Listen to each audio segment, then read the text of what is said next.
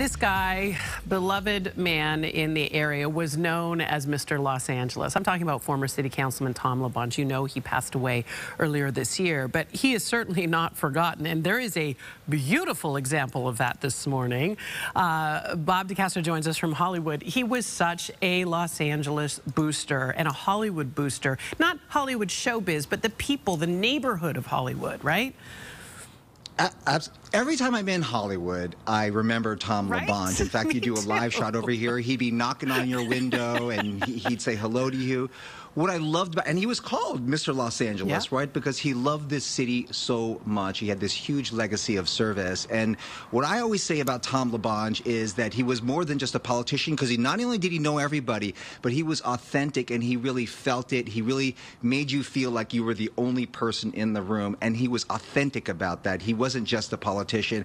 I had the pleasure of telling his wife, Bridget, and daughter, Mary Kate, all of that this morning, and I'm sure you've heard the numerous stories over the past year of what he really meant to this city. It must have been, I know, a very difficult year, so we're sorry for your loss, but at the same time, it's wonderful to hear these wonderful stories and the outpouring of support and love for Tom. Absolutely. It's really kept our family going at sometimes, you know, to have these wonderful memories and things we did not know at all. Things that we did not know. I did not know about the Monastery of the Angels here in Hollywood, which is just a special place that Tom really loved. What was it about the cloistered nuns here and the monastery here that he loved, Mary Kate?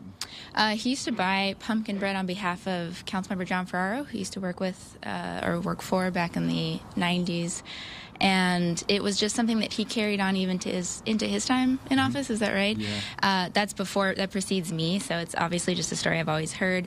The pumpkin bread has just been like an everyday carry for him for as long as I could remember. It was as common as a wallet and sunglasses for him. Yeah. Not even sunglasses. He kept a whole trunk load of this stuff, right? All right, we're going to go inside, and why don't we just take a look inside. This is a little gift shop, by the way, that if you've never been here, which I have not, there's a gift shop in here, and apparently the nuns who are back there in the bakery constantly baking the pumpkin bread here, and Tom would deliver the pumpkin bread every holiday to every single fire station in this district. Lawrence, you're a longtime friend of his, and you and Bridget and the family had this idea of this carrying on this tradition. Why did you decide to do that? Well, Tom would wake up every day saying, you know, there's something that could be done in the city of Los Angeles, and he would take it upon himself to do it. His trunk of his car was packed with pumpkin bread and calendars and shovels and brooms and trash bags. So I wanted to.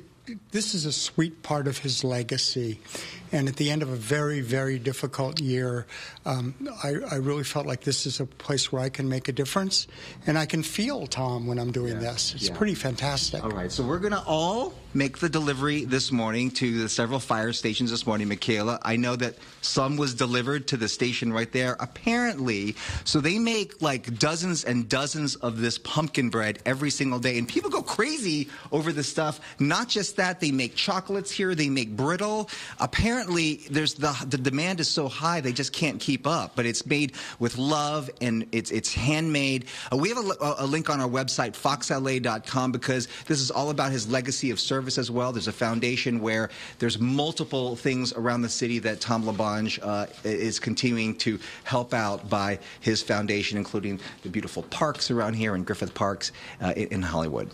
May we all take a page out of his book. I'm just standing here with our pumpkin bread, Maria, and Sumada and Araxia, because a little elf named Bob delivered some to the station, which is something that Tom would do. He would often drop by some of the pumpkin bread to the local stations. May we all find a way to be a bit more like him in our own cities, right, in our own communities. The fact that he was walking around... The elf...